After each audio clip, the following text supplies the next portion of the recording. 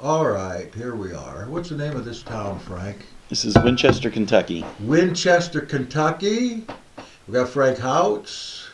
We got Commander Lee, who you're familiar with, and me, of course. And Frank has just an excellent idea for a program and the facilities to do it in. And we've come down here to Kentucky to try to learn a little more about it and maybe spread the word to you all. And so I'm just going to ask you right off the bat to share your vision and what you've done so far, if you don't mind going that far back. Well, at the moment we're looking to make a school that is going to approach things from a completely different perspective. And it's almost hard to talk about the way we're going to approach things because since it hasn't been done before, there's a lot of times you don't even have words to describe what you're doing. But there is a methodology that was taught to me by a very dear friend. He actually developed it himself, and in the process of developing it, he basically can tell you how societies grow, how they mature in their way of thinking and analyzing things, and individuals. Okay, also, of course, it's not just societies. It's just interesting that how a individual grows, he grows within his culture. And so if the culture has only made it so far, the individual can only make it so far. They can't go beyond where they were. And that may be, his analysis shows how, psychology only made it to this level, in the 1950s, and chemistry was here in this time period, and you can kind of look and analyze the different disciplines and see how they've developed. Well, his interesting statements have been analyzing Jewish and Christian theology and showing how they developed, and actually showing that even the pagan culture back in Roman times could only develop so far because that's as far as their religion could take them. And so Christianity, who could develop a much higher abstract thought, was prime for them to embrace because it actually helped them develop mentally in their understanding of God. Of course, they were looking at the understanding of the gods back then, and that causes all kinds of problems. That's why they were locked in the levels they were. But anyway, Christianity helped them develop out of that, and was prime reason for people to embrace it, because actually the culture during that time period was a lot more sophisticated than their religion. And so their religion needed to increase. So you're saying that religion was the sociological basis for the entire culture, and when the religion came to its termination, so to speak. Plateau, I guess. Yeah, then the only way they could go farther was if they got another basis. That may be one of the reasons that Rome turned around within just a couple hundred years. So they had to develop monotheism. That was the polytheism that they were in just is very primitive, and so developing into a monotheistic religion was the only way that they could the cultural the society around could actually develop. And so anyway, he's shown me a bunch of this stuff. It's fascinating to watch how he analyzes things. He can show you why there's never going to be a Palestinian Israel agreement right at the moment. That he shows you what's needed for that to happen, and nobody's working toward that. They're working toward trying to get the two sides together and all this, but they aren't even speaking the same. A political solution. Yeah. Yeah, and they aren't speaking the same language. There's no, and I'm not talking about the Arabic and Hebrew. I'm talking about the definitions to their words. Just what one might call peace. Peace, yeah. Shalom and salam are not the same. And so in order to develop further, there has to be a way that they are thinking on the same levels, or else they're not even going to be able to analyze things and come up with similar solutions. It'd be like asking someone who is in high school to come up with the same solution as someone who got their doctorate in a particular area. They're just not even going to have available to them the ideas that are necessary. So he points this out in his social development analysis. And I have looked at his social development analysis, and I see where we are in the way that we have promoted things in our spiritual history, how we have helped people understand. And what's happened is that we have actually locked ourselves on different levels, depending on where we came from, what particular group we came from. But we've locked ourselves on these levels, and if we do not develop out of them, we are going to cause great trauma, back and forth. We're going to have continual argument, continual hatred for one another, when really it's totally unnecessary. It's just that we're not thinking abstractly enough. It sounds like Fowler's theories on stages of faith, that people that are on the lower levels of stages in theology, they can't begin to think more universally or more able to globalize their thinking because of the limits of their faith won't allow them to go any farther. Can you drop a name here? Sure. All right. Whose theories are these your work? Well, you don't have, no, the reason I have remained somewhat hesitant to drop this name is because he's a conservative Jewish rabbi, and he may not appreciate being mixed up with anything that our group might promote. I'll talk with him sometime and get that permission. I really never have, so I'm a little hesitant to tell who is bringing this about. Wonderful fellow, been a good friend of mine for over 20 years. You want to keep him a wonderful right. friend of yours. And so how do you feel you're going to implement that here, or we haven't heard the extent of your understanding of his ways? Well, we don't know where we're at. The facility, the whole theory, how does that play out in what you're doing? Well, first of all, I'm going to kind of give you a real quick synopsis of the theory. You first start learning subconsciously. Mm-hmm. Okay, subconsciously means no one's teaching you, you're just observing and imitating.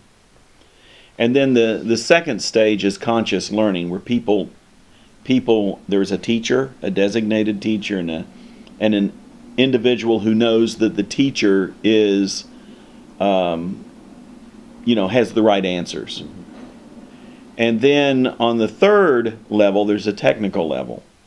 And the technical level is what gives you the technical information to be able to introduce proofs, to be able to test a situation, be able to make it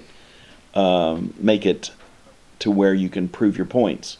Mm-hmm. Okay, now what's happened is in the Christian realm, what you have in the church is a bunch of people who have gone to church and they've had a teacher or a preacher tell them what they're to believe. And they basically list the parameters, this is accepted and this is not accepted. Well, when they list parameters like this is accepted and this is not accepted, what ends up happening is that there is a demonization of stepping outside of the boundaries. Mm-hmm. Okay, now this is how any of your teachers are picked in a church. You go to all the classes, you answer all the questions right, and they think, so-and-so's really been a good student. I bet they'd be a good teacher of such and such a class. Okay, now the one who goes in and asks all the questions and says, can you show me this, or can you prove this to me, or anything like that, okay, that person is not going to be asked. No. Okay, so there's built a shame culture that keeps the congregation within the parameters that it has set for itself. It has a creed or something that it publishes and says, we all believe like this. Now, the truth of the matter is that they don't. You can't go to any church and have them say, oh yeah, I really believe exactly what the creed says. What they do is they keep their mouth shut. Okay, they keep their mouth shut because of the fact that if they open their mouth, they get kicked out. And I know that you all have found that within the Hebrew Roots movement, there are many people who have been kicked out of their congregations. It's a natural response because they were inquisitive. They were not fully understanding the dynamics of asking the question. And the problem is that most of the ministers don't know. There you go. Okay, and they don't even know that they don't know, because what they've done is they have accepted from the onslaught the explanation given to them by their teachers.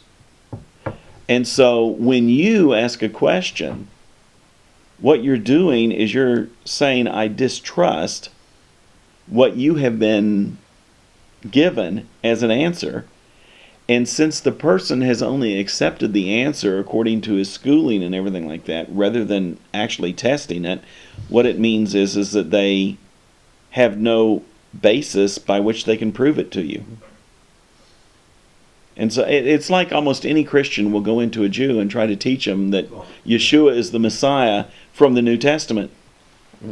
Guys, they don't even believe the New Testament. Why in the world would they receive what you have to say as being a factual, as being anything? They see no authority in anything that you're producing. The other side of the coin to that is that when people like us talk to Christians, we are blocked immediately when the Christian will say something like, oh, that's all been done away with. Right. You see, we're set up to protect our congregations. We've set all these parameters that, and our teachings are made to protect them from stepping outside of that boundary. Okay, now what that does is that is like you go into first grade. Your teacher tells you how to do, first of all, you do memorization. You memorize your ABCs. Now, a child has probably memorized his ABCs by the time he's 3. And we think he's learning. He's not learning. He's hearing you sing a song and he's repeating the song. Okay, but when he gets into school, there's a teacher and he starts getting the idea that, for instance, what's the third letter in the alphabet? Okay, well, the student suddenly knows there's a right answer and a wrong answer. And so he has accepted the norm that's been given to him that C would be the third letter in the alphabet. He's accepted that. If you ask him what 2 plus 5 is, he's accepted that the answer is 7. He hasn't, it's the teacher presenting things. Now that is the first step in learning. Okay, that's also the first step in church. People go in and they learn this in this step process. They get told the answer and they're through. Do we need to go any further? Right. All right. Or let's get saved, and that you got your fire insurance. Right. There's little nuances that we've passed on and have been passed on to us that enable a person to stop there. Okay, now a person cannot. Now they can go to the next level. The next level is actually where you start discovering procedure. Now the thing is that each school, they go first grade, second grade, third grade, fourth grade, fifth grade, sixth grade. When you start getting in the fifth and sixth and seventh grades, you're starting to look at things that are procedural. Now, when was it you found anything in a sermon that was dealing with procedure? They don't ever talk about procedure. What is procedure? Procedure is saying this is the way that we develop an argument. Let's put it that way. Right. You'll hear a lot of ministers where they'll put the Hebrew word here is this, and it means, and they just give the answer. What they're doing is repeating by rote again. Right. That's not actually studying the text from a Hebrew language. And a lot of the given translations are absolutely wrong anyway. Well, I don't know that I would go that far. Okay, what we do when we say that the Hebrew translations are wrong, or the translations are wrong, is that we instill distrust in the translators. We have to understand that translators translate anything they translate. You know, if they're a diplomat that's translating for the U.S. government, they are trying to get across what they believe the text says or the people are saying. Their intent is to give an accurate reading to the next group. Paraphrastic kind of reading so that the culture can understand it, not necessarily literal. Right. Now, if you did a literal translation on everything, it would get very confusing very Yeah, quick. well, Young's is sometimes. Yeah, correct. Young's is a very good example of that because Young's is a literal translation. Now, I really like Young's, so don't think that I'm trying to knock the Young's. I use it often. But we have to understand what it is. Yeah. And if we don't understand the idioms and various things that are in there, then we've missed the text. Well, idioms, again, are on that next level of understanding. We actually, in language, most people think that language is a code. And so when you learn it in your first level there, you don't even have to get the dictionary appears there, but you don't have to get a dictionary that tells you, for instance, it's normally just nouns. You know, this is a flower. And in this language, they call the flower this. And so it's an equal. Yeah. Oh, I see. Yeah. Okay, that's how people learn most of their language in that level of thinking. Okay, they don't realize that the word, for instance, cat. Let's take cat and let's take the Hebrew word Chatul. Okay, the word cat in English has very specific connotations. And if I turn around and ask you guys, and I'll just do it, is a lion a cat? Sure. Same family, but Okay. it's considered a cat, yes. Right. Okay, is a tiger a cat? Yes. A jaguar, is that a cat? Of course. Okay, you see we have these ideas that are associated with cat. Because cat is also a phylum in our thinking. So, but in Hebrew, now this won't work with English, people who learn their Hebrew from English, because they still have the English phylum that's set in there. But if you ask someone in Hebrew if an Ari is a Chatul, Lion, they will think you are insane. Because Seriously. because it's Chatul is not the category.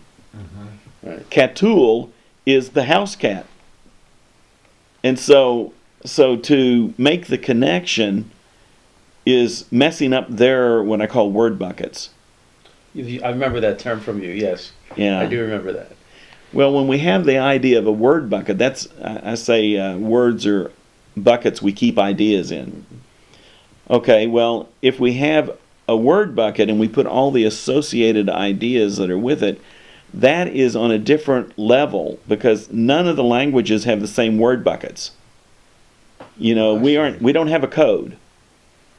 And so we don't understand that when we're reading a translation of the Bible, the translators are having to choose the words that they think best represent the idea that they get from the Bible. So, if the translator's a Calvinist, it's going to translate everything as from a Calvin. If he's Armenian, he's going to translate it from an Armenian perspective. In fact, one of the things that I plan on teaching in the school is how to determine the paradigm of the person who's doing the translation and then recognize what they're doing based on their paradigm and being aware of that so that you can kind of remove the paradigm from the text and still understand where he's coming from. Or translate that paradigm into your paradigm. Because you have your own paradigm or way of thinking. Right. So you can take his idea bucket, spread it out, and apply it to your own experience and filter. It's a profound concept. I mean, how do you do that? It takes more than just rote learning. You're going to have to change your mind. You're going to have to have a metanoia experience to get into that. Right. You know, it's like we don't realize how much is involved in actually taking the Bible and applying it to our own lives. Are we wanting the Bible to direct our lives, or are we wanting to prove what we're already doing with the Bible? I will tell you that the majority of us operate on proving that what we're doing is good. And I can take the Bible and almost prove anything you want by that methodology. However, if you want the Bible to affect your life, you actually have to study in such a way that removes you from the determining factor of what right and wrong is. And until you can do that, it's really not affecting you. Who can do that? Who can be completely objective? Some people that have told me, translators and professors, they say, well, I have to completely lose my faith in order to do this correctly. I have to drop it by the side and give it up or compartmentalize in order to give you a truthful understanding of what's going on in a text. Well, let me explain what that is. It's not quite as they're saying it, but they are correct in what they're saying. They're trying to convey to you what has to be done. You see, on the conscious level of learning, which is what churches are on, basically, on the conscious level, they actually are only answering the question how. They are not answering the question why. How to get saved, but not why to get saved, perhaps. Well, as simple as that, perhaps. Maybe not quite there. The how, let me give it to you in another discipline. It's much easier to see. My wife has been a bread maker, and quite a good one. Well, a few years ago, she had a friend that came over and gave her a grinder. We didn't have a bread grinder. We had our own wheat and all of that, and we would take it into her mother's because her mother had a bread grinder. Well, she had a friend give us a bread grinder, and when she did, she gave us the book, The Technical Art of Bread Making. Oh, okay. Okay, so she gets this book and she starts reading it. We have another friend that actually was in the bread making business. He was a chef, and he had his own stone ovens and things like that he made bread in. He sold it. It was a commercial operation. And she would ask him sometimes, how do I get rid of these bubbles? And he would make, oh, you have bubbles in your bread? Oh, how nice. To him it was a nice thing, and to her it was like, oh my goodness. Well, what it is that she's looking how to control the environment to make it correct. And what we don't realize is that there's more than just mixing the ingredients together and popping it in the oven. There's more to putting it on 350 degrees and just popping it in, letting it cook for 45 minutes. You see, we have those instructions, but those instructions will not give you consistent bread because the environment outside is different. Mm-hmm. Okay, see, when you get to the technical art of bread making, what you discover is humidity makes a difference. How much salt, how much of the ingredients. In fact, they always do things by weight rather than by measure. And so when you're making a huge vat of bread, you see, you can take any amount that you want because you're doing it by weight. The ratio just has to stay the same. And not only that, you have to have the temperature in the room the same, because if you raise the temperature 2 degrees, your bread reacts differently. So when you go and buy a commercial loaf of bread, you look at it and it's always the same. Rarely do you find that the bread is distorted in any way. The loaves look almost exactly the same. That is because they're working from the technical method. They understand the temperature in the room has to be the same. They understand that the humidity has to be balanced. They know all the things that affect the chemical reactions. And since they know this, they make an environment that stays consistent, and therefore their product stays consistent. Okay, now, in theology, nobody's even thinking about consistency. They're not even the way that they make things stay consistent is that they build taboos into the system to make sure nobody steps outside of this boundary. So a Baptist stays a Baptist, a Methodist stays a Methodist. It's quite simple. You start going outside of the boundary, now we have to get rid of you. Oh, yeah. Well, I have a moot question to ask on this. When she got the grinder and the book on technical recipes, what happened to her bread? Did it improve, or do you dare say? Well, no, her bread became very consistent. Uh-huh. She found out, she even developed ways of making sprouted bread, sprouted grains. And it was her own doing. She was just experimenting, trying to use the different methodologies that she learned. And her bread became much more consistent in what she was producing. Did the bubbles go away? I like bubbles Yeah. in bread. When she wanted the bubbles to go away, she could, but then she found out why they're there. And you can make them happen if you want, and you can make them disappear if you want. Oh, okay. And before? No, it was just whatever came out of the oven. Mm-hmm.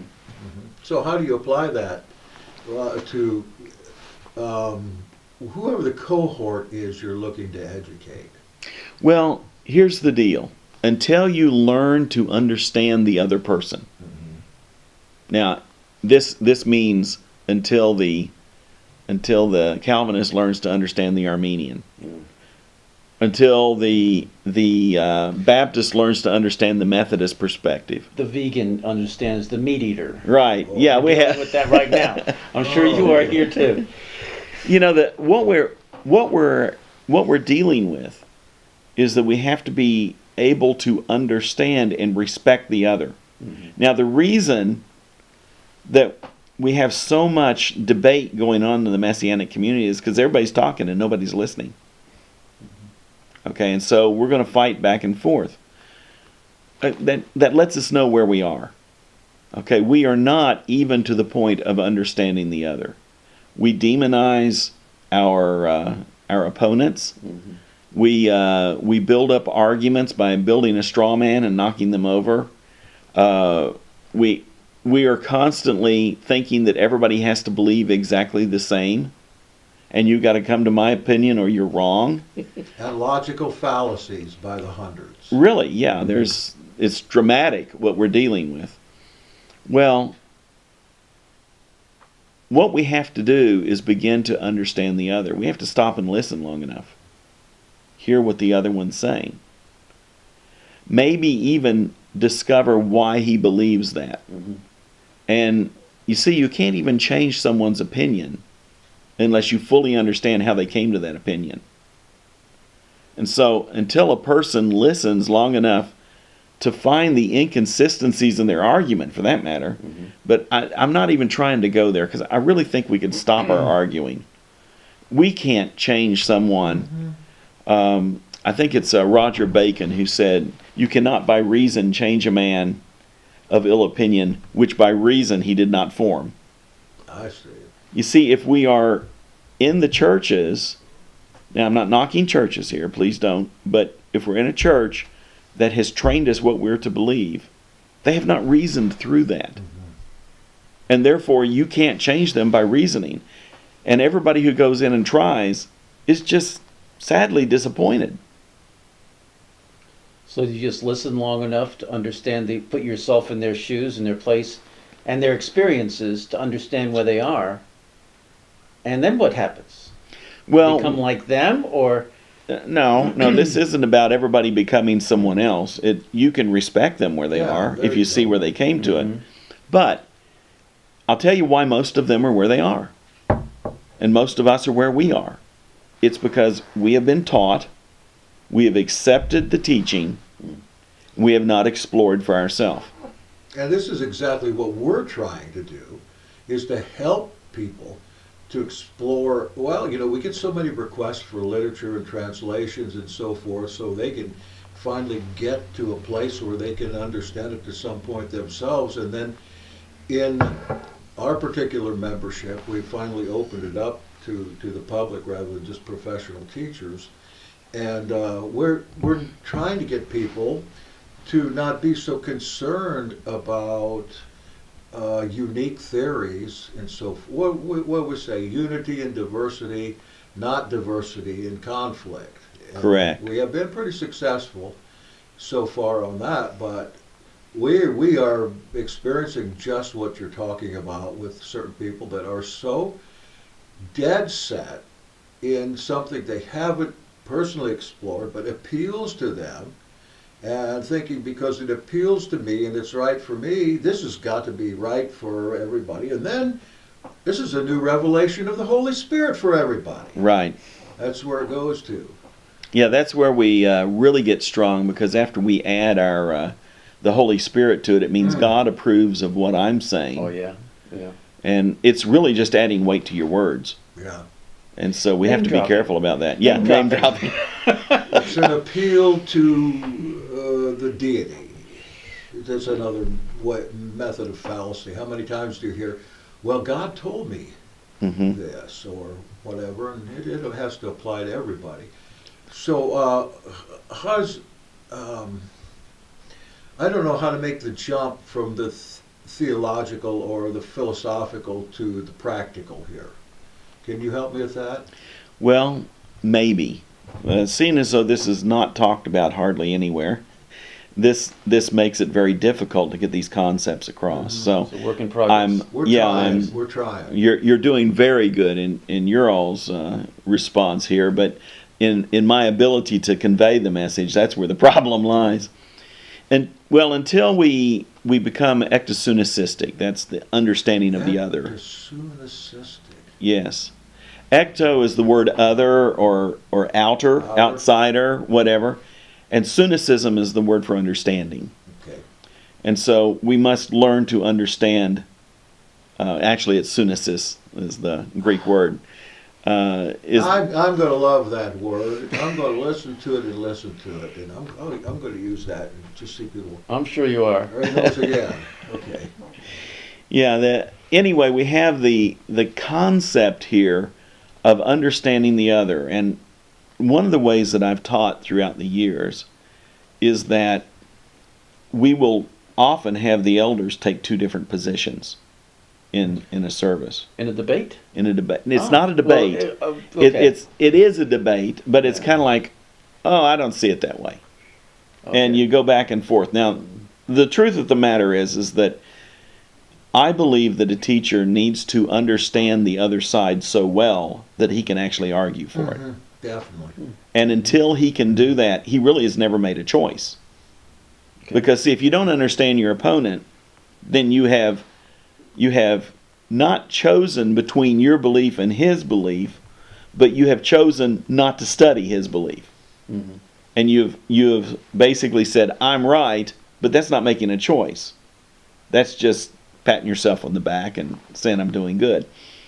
So anyway, you have to be able to discuss the issues back and forth, and the more you actually learn to do this, you'll discover that the degree of angst against one another drops dramatically, because you realize, well, they can come to a conclusion that's different from mine, and it may be right.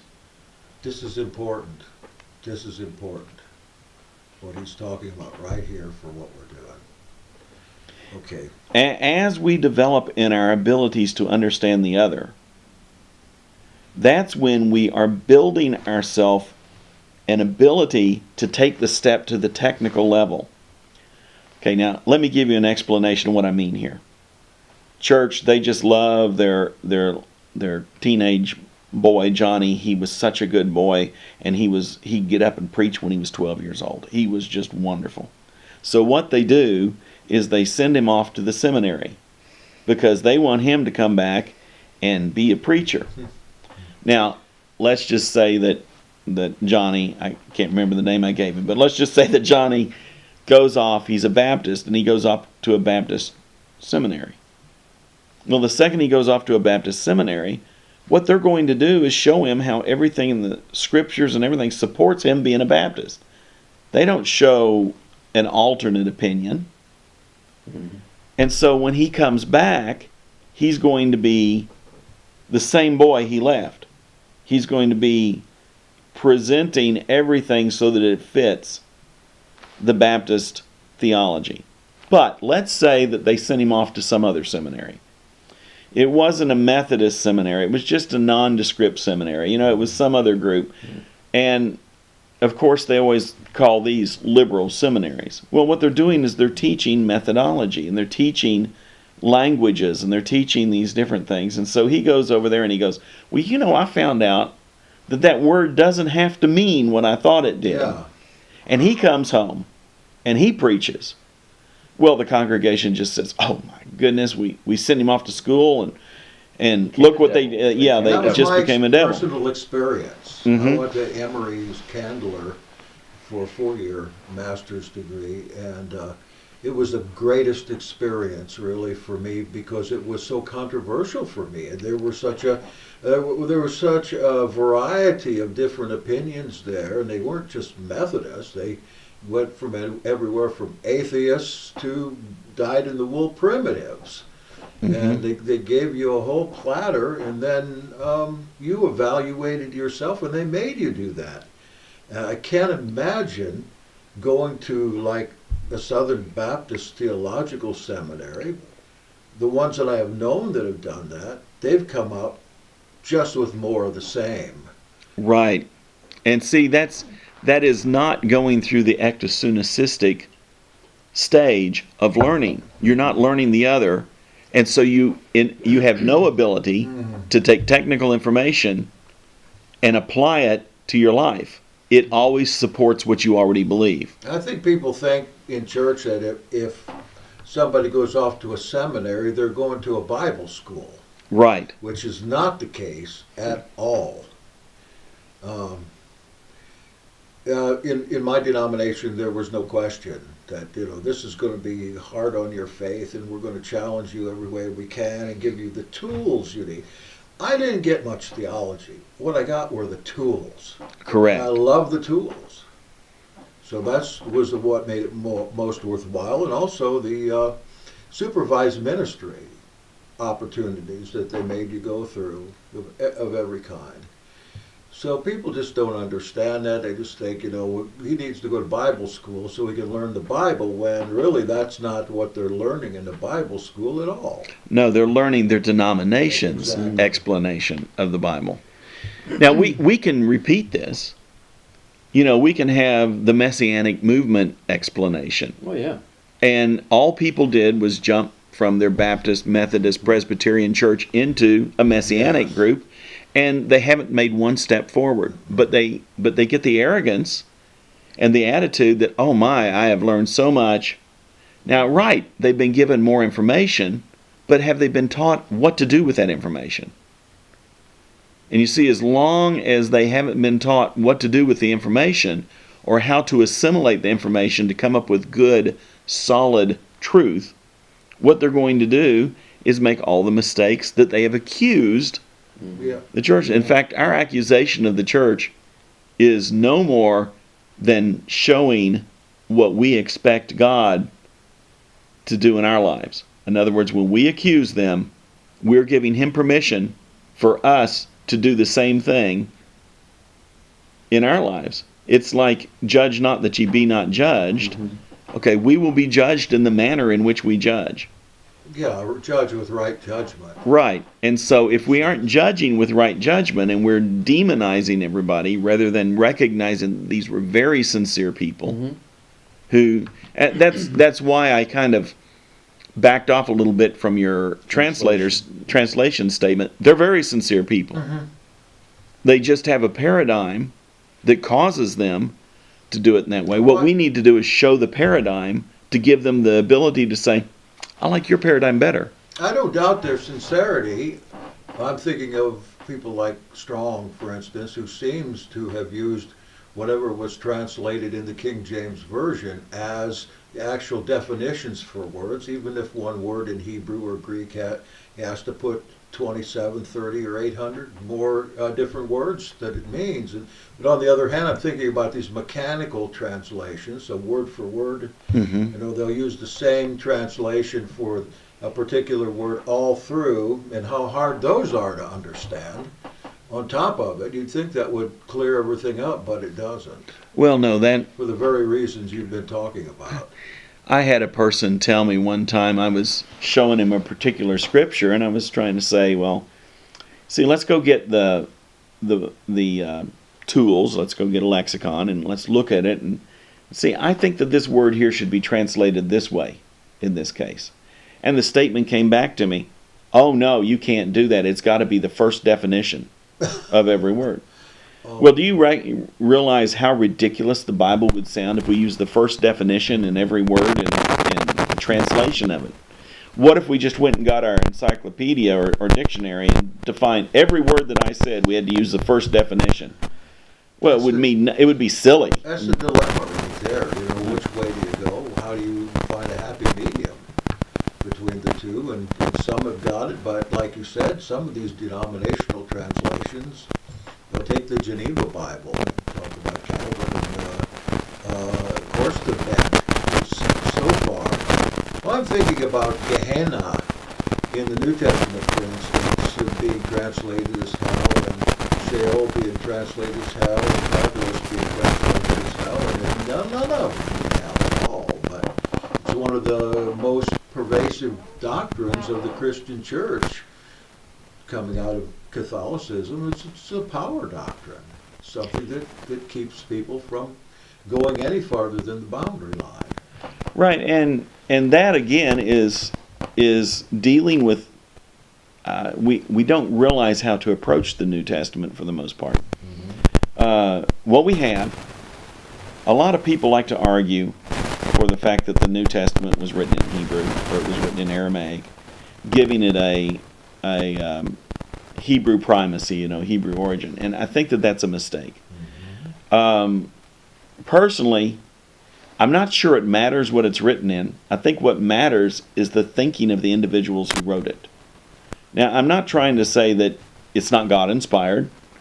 What I'm trying to say is that we have individuals here that are sharing their story. Of course, the New Testament's got the Gospels in it. It's got Paul's letters writing to people. It's got to contain the context of the day.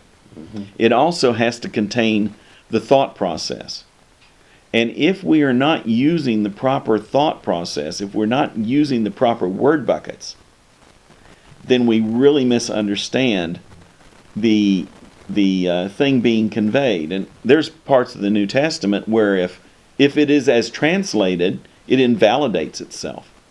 But it isn't as translated. You see, that's the thing. It doesn't pick up any new meaning from the Greek language. You can't assume that when you translate something from one language to another, that all the new meaning is the intent of the writer that started. The new meanings aren't. And so that's taking the word buckets and expanding them in the new language, and therefore putting on new meaning to the text. Well, you read Paul in Greek, and it's like scientific treatises. They say Paul was written originally in Aramaic. Paul from Tarsus writing to Europeans in Aramaic, and naming Romans and different particular people in there that we can actually identify from history. He's writing to them in Aramaic. That's senseless to me. It's just right. A matter of here we have something that someone told them in their Hebrewophiles or Judeophiles, and it's got to be that way because it's God's perfect language. Yeah, it even makes a statement that he will speak to us line upon line, precept upon precept. And in that process, it's telling us that he's going to speak to us in another language that we do not know. Okay, so he's going to speak to everybody. And the Bible is translated into numerous languages. There's some nuances about these languages that you have to deal with in translation. And there's nuances that in studying the Bible, the people who study to show themselves approved, who actually learn the methodology that I was talking about, is on that next level. And they start following the procedures when they're studying Scripture. Those are the people who are going to uncover the nuances that are a little bit deeper. And then we're going to actually get to the point to where we can test these to see if they actually work. And until we can test, we have not been able to take our own paradigm out of the situation and allow it to say, okay, does this actually hold up to the rest of the language, the way it's used elsewhere? I read a scholarly argument last night. I'll try not to go into detail about the argument because it'll open up a can of worms. Is what it'll probably happen. Oh, goody. Yeah, but anyway, it was discussing some verses that Paul had written. Well, what they were doing was showing the cultural background of what was said, and they went and found. Let me see. I want to say Hippocrates. Is that correct in pronunciation? I think it is. They went and found the writings of Hippocrates. They found the writings of some of the Greek myths and everything like that. And they took the words that were being used and they showed how they were used in the surrounding culture. Not how it was translated in the Bible. And then suddenly you're going, oh my goodness, I get what he's getting at here. And this is very interesting. Because it actually was solving some of the puzzles in those verses that people had totally given up on. I mean, they weren't even going to try to figure out. And so his use of the corresponding use of the words in that language was able to shed light on the Bible. It was from text that we wouldn't ever want to quote. Yeah, but it was going to 12 Greek writers, philosophers, Stoics that he quotes or alludes to in there, plus other Hebrew literature that it's impossible to get to the basis of it unless you find where it's from. Like all Cretans are liars. I've heard people actually use that as that's a word from the Lord. You know that you're a liar if you're a Cretan. But when you get to the source of that, then you know and understand that he was using that figuratively in a way. But you take another place, Philippians 2:5 and following, the canonic hymn there, certain hymns that come from Paul that are purportedly from an earlier time before Paul that are beautiful that he brings in to preserve for us as well.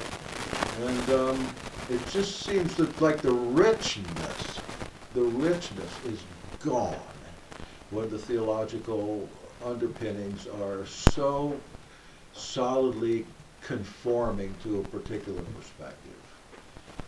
Our rigidity actually removes our ability to get closer to God. Yeah. It really does. Okay, so now how are you going to bring this into here? You've got a whole school building here. Right. Can you tell us a little about that? You dare? Oh yeah, I can tell you about this. We've formed an organization. It's Kentucky Covenant Education Corps, and this is developing a school. We call the school Jefferson College at Pilot View. Now, the reason we call it Jefferson College at Pilot View is because this little community of Pilot View, and I mean, you have driven through the entire community at this point, and you're probably going, where was it? Okay, there is a store. So a few foundations, but right. How many stores? We do have the one little store down there in the corner where you came in. And it is basically kind of a convenience store, a gas station convenience store. They're going to build a new one, by the way, in another 6 months. It's going to be a fairly nice looking store. But anyway, that is Pilot View. It's out here in the middle of nowhere in Kentucky. We're about 5 miles from Winchester. And Winchester is a fairly decent sized town of 30,000. We're about 30 miles, maybe 25 miles from Lexington. Lexington is a major metropolis. It's 300,000, right around in there. So we're really out in the boonies here. If you took pictures outside, you'd see nothing but fields. Well, it's a very pretty area. But there was a school here many, many years ago. It was called Jefferson Academy. It was started by a very well-known author from the 1800s, and he taught a school here, and it was considered one of the nicest schools on this side of the Allegheny Mountains. You know, it was really considered something special. That ultimately, through the years, developed into this little elementary school. Now, that was called Jefferson Academy. And then this became Pilot View Elementary School. If I took you down the hallways out there, I probably still have some of the banners up out there of educational awards that this little school won. They're considered one of the top schools in Kentucky. So here we have this little school that was considered one of the top schools, and they had to close it down because Kentucky was no longer going to fund any of the rural schools. And so they had to close this down. So real quick, did you have any competition for the school when you bought it? Oh, yes, unfortunately. Was there a Muslim charter school trying to get it? A Muslim charter school? No. Well, the Muslims are trying to get a lot of the charter schools started in the country, I know. I've understood. Well, I'm kind of laughing because that was a rumor that went around. Oh, we were the ones okay. we were the ones that bid on the first time, and they didn't accept our bid. And then when we got it, we heard that everybody was so glad that we got it because ISIS was trying to train people, and they were going to buy the school. Okay. Was there any truth to that rumor? No, there was no truth to that rumor. We were both of the groups. They says, "Oh, we checked it out. We even checked out the guys involved." I thought, let me know about those guys. I'd like to know because, seeing as though I'm working with all of them, I want to know if there's someone planted here by ISIS. Frank, you got a little twinkle in your eye. Well, it's kind of fun to hear what the rumors go. Well, hey, you want to dispel them right on camera, type thing. So, it was funny. Ken made the comment at that time. He says, "Okay, the first rule is that nobody can go outside and do one of those Muslim chants." Yeah. So, which he can do very well, and I cannot. So okay. He can make the sound official.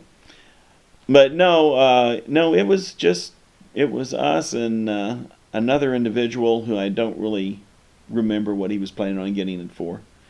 But unfortunately, our first bid had no opposition, and they wouldn't sell it to us because of that. Mm-hmm.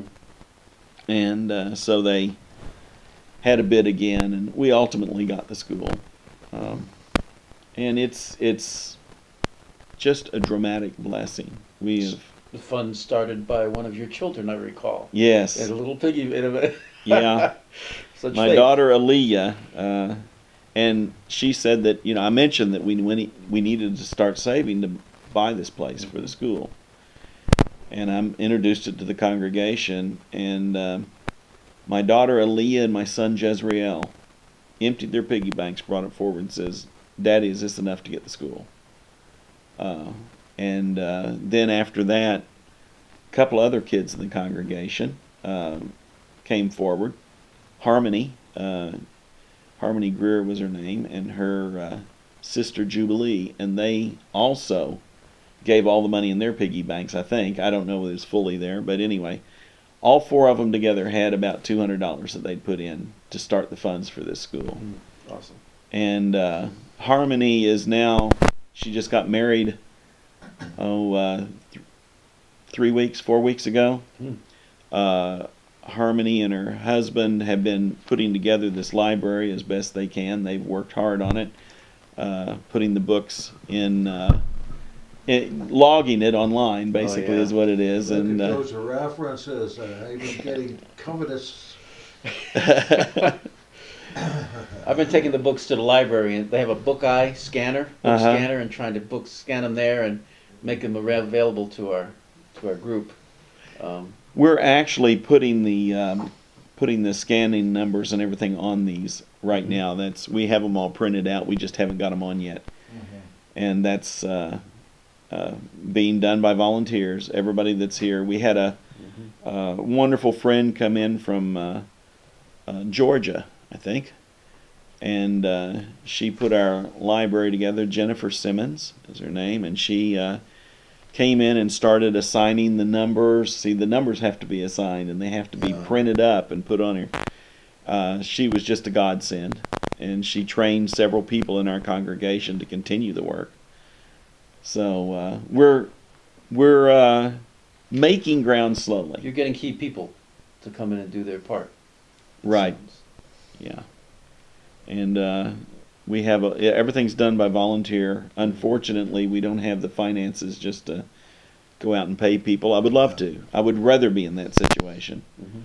But we're not there. until people actually see the vision and say, oh, that's going to take money to do, and start donating to it in a large amount. We need 100 people at least donating $100 a month before we can have paid teachers and things like that. You need 2 million just to get it in shape before maintenance. Right. I would say. And we've kind of redone the library. We have a bit that needs to be done yet, but we've started the process. Got enough to keep the lights on in the coffee room. And Right. very nice Yeah. chairs. Yeah, this was donated by a congregation here in town. They're called, let me see, what was it? Calvinists? No. In fact, the minister that started that congregation donated all these books that are over there on the wall in boxes, and we have yet to. I want to put a notation that they were donated by that congregation. There's some great resource material over there in those boxes. But anyway, it's Refuge Temple House of God. That's who donated the chairs and the carpet. It was donated by one of the local churches. We put it in, and that is we're working with the churches in town. That's a plus right there. Yeah. Right, and my idea is not to just make it to where the Messianic movement has gotten outside of their box, but to make it to where we're giving the tools to the churches to understand what we're doing. And I'm not there to make them believe like we do. I mean, that's irrelevant. Let God handle that if there needs to be any change. But when you present the arguments and you've done it through the proper procedures and you've taught the proper procedures, then they are free to make their own decisions. And so we want to work with the churches and with no agenda, no trying to cram anything down anybody's throat. All that does is build up walls and divisions. For sure. Well, we're on the same frequency on these things. That's definite. And it's the only way to go in these days. It's the only way to go. And even if it means you've got to ignore some that you could serve if they would let you. The doctrinal issues just have to be secondary to the needs that we have to understand. You mean nobody can come in with their sacred cows? Sacred cows, well, everybody has sacred cows. But, it's getting to the bottom of why you have sacred cows that we want to help people to do. And this library is great, the building is great, and we've got about an hour on here. It's been a wonderful lecture that you've given us. You have anything else you want to say? How can we get a hold of you? Well, I actually have a little ministry that I've done for years, which is the reason for the name of the email. But my email is drybonesrestorationcompany at yahoo.com. Now, I actually gave you my email wrong. It's actually drybones, R-E-S-C-O, at yahoo.com. I have drybonesrestorationcompany.com, which is a website. We also have let me see, Jefferson College at Pilot View. The website here is jc at pilotview.com. And no, it's just JC Pilot View. Don't put an ad in there. I was realizing I was saying that wrong. And we have Kentucky Covenant Education Corp, which I can also be reached at, which is Kentucky Covenant Education Corp at gmail.com.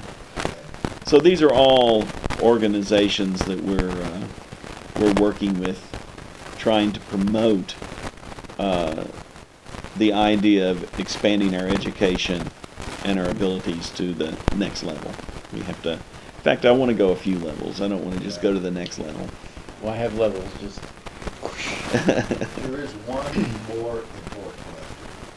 What is your favorite ice Oh, that one is important, and I really like black cherry. Okay, now we got it, right?